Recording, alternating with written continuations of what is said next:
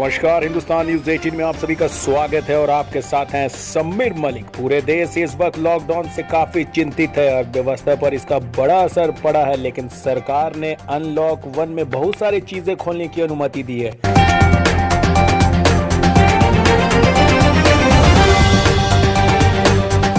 वहीं कोचिंग और इंस्टीट्यूट का जिक्र तक नहीं है, लिहाजा एक बड़ा सवाल सरकार से कोचिंग संस्थानों ने किया है। अगर जल्द से जल्द कोचिंग संस्थानें नहीं खोली गई तो उनकी आर्थिक स्थिति बद से बदतर हो जाएंगी।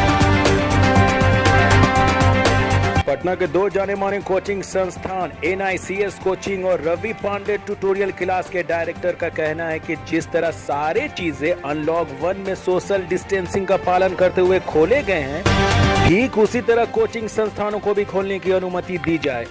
बहुत सारे ऐसे कोचिंग हैं जो बैठे बैठे लॉकडाउन में रेंट दे रहे हैं। नमस्कार, मैं हूं अभय इमाम और आप देख रहे हैं हिंदुस्तान न्यूज 18। जहां पे लॉकडाउन का ये 5वां चरण शुरू हो चुकी है, लेकिन इस लॉकडाउन को अनलॉक कहा जा रहा है। अनलॉक इसलिए कहा जा रहा है कि सरकार बहुत सारी चीजों में राहत दी है, बहुत सारी चीजों को खोलने का अनुमति दी है, लेकिन वहीं पे सबसे ज्यादा प्रॉब्लम ये आ रही है, सबसे ज्यादा परेशानी ये आ रही है कोचिंग संस्थान जो इसी पे निर्भर है। लेकिन ये कोचिंग संस्थान जो अभी चला रहे हैं, उनके चलते इनकी भी खुद की स्थिति बहुत खराब हो चुकी है, बच्चे की भी भविष्य खराब हो रही है। इसी सिलसिले में मैं अनीसाबाद के NICS एक कोचिंग संस्थान है, मैं वहां आया हूं और मैं इनसे जानना चाहता हूं कि इनके साथ क्या प्रॉब्लम और क्या परेशानी हो रही है। आप बताइए कि सरकार ने जो इस तरीके का सारा चीज खोली है, तो इसमें आप क्या कहेंगे? हम भी सरकार से चाहेंगे कि जिस तरीके से सोशल डिस्टेंस का पालन करते हुए धीरे धीरे सारा चीज़ आप खुलवा रहे हैं, तो जल्द से जल्द कोचिंग संस्थान को भी खुलाने की परमिशन दे दिया जाए। मेरे होने जा रहे हैं और सिर्फ मेरे ही नहीं, वो तमाम जो कोचिंग चला रहे हैं जिनका जिनको आधारित है, उनकी फैमिली पर आधारित है, वो काफ़ी बड़ी आर्थिक चुनौती का सामना कर रहे हैं।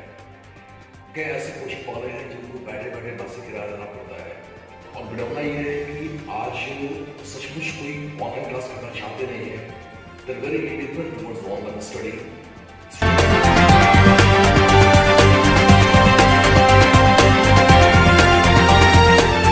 NICS के डायरेक्टर MI आलम ने बताया कि ऑनलाइन पढ़ाई से बच्चों को कुछ भी समझ में नहीं आ रही है और ना ही छात्रों को फायदा पहुंच रहा है। उनका मानना यह है कि सारे कोचिंग संस्थानें बस फॉर्मेलिटी निभा रहे हैं। सरकार सोच रही है कि कोचिंग वाले, स्कूल वाले ऑनलाइन तो पढ़ा ही रहे हैं, लेकिन रियलिटी है, सच्चाई है कि ऑनलाइन से बच्चे को कुछ समझ में नहीं आता है। ऑनलाइन क्लास में बच्चे सीरियस नहीं रहते हैं, ये सब समझ रहे होंगे। और क्लासरूम में जितने बढ़िया से समझ में आता है बच्चों को, और क्लासरूम में वो मतलब कि सीरियस रहते हैं, अच्छे सीखते हैं, अच्छे समझते हैं। ऑनलाइन सिर्फ निभाया जा रहा है, उससे कोई फायदा हमको नहीं दिखता है। वहीं रवि पांडे ट्यूटोरियल के डायरेक्टर रवि पांडे ने बताया कि जिस तरह और भी बहुत सारी चीजें महत्व रखते हैं, उसी तरह शिक्षा का एक बड़ा महत्व है। दरअसल कोचिंग संस्थानें बंद होने की वजह से विद्यार्थियों के भविष्य अंधकारमय दिख रहा है। लिहाजा सरकार से ये अनुरोध है कि जल्द से जल्द कोचिंग संस्थानों को खोलने की अनुमति दे। बच्चों का भविष्य वो तो सबसे अव्वल है। मैं समझता हूँ जितने भी सेक्टर से खुले हुए गवर्नमेंट यूनिवर्सिटीज को थोड़ी ढील दी हुई है, उनमें सबसे अहम शिक्षा है हमारी। और इसको इग्नोर करने पर न सिर्फ बच्चे बल्कि जो भी शिक्षा संबंधी जो भी संस्थान चलाते हैं, सभी काफ़ी ज़्यादा इससे परेशान हो रहे हैं। तो इस चैनल के माध्यम से मैं यही रिक्वेस्ट करना चाहता हूँ सरकार को और संदेश देना चाहता हूँ कि हम कोचिंग वालों को जल्दी से जल्दी अपने कोचिंग खोलने की अनुमति दें।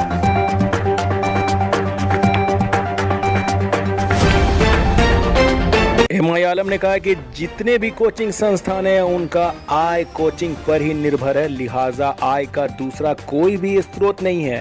लॉकडाउन हुआ है, हम समझते हैं सारी कोचिंग की हालत बहुत खराब हो गई होगी, क्योंकि कोचिंग वाले जो है सिर्फ इसी पर निर्भर हैं, दूसरा उसका कोई विकल्प नहीं है, इनकम एकदम जीरो है। इसलिए सरकार को कोचिंग वाले पर भी ध्यान देना चाहिए और सोशल डिस्टेंस का पालन करते हुए कोचिंग संस्थान को भी खुलवाने की परमिशन जल्द से जल्द देना चाहिए। हम यही सरकार से आग्रह करेंगे।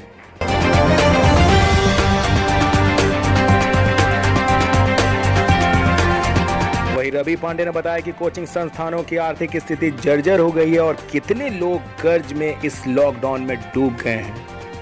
ऐसी संस्थाएं हैं जो इसी पर आश्रित हैं और करीब 3 महीने बंद होने से उनकी आर्थिक स्थिति काफी जर्जर हो चुकी है, वे कर्ज में चले गए हैं। ये भी काफी बड़ी चुनौती है उनके परिवार को चलाने के लिए। बेशक अपने बारे में बताइए।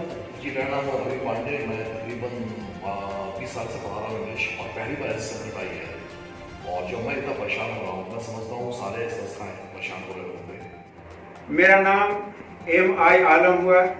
NICS कोचिंग मेरे संस्था का नाम है जो बिहार सरकार से रजिस्टर्ड है। तो आपने जैसा देखा कि कोचिंग संस्थान जो है बहुत ही परेशान है, बहुत ही आर्थिक स्थिति से गुजर रहे हैं।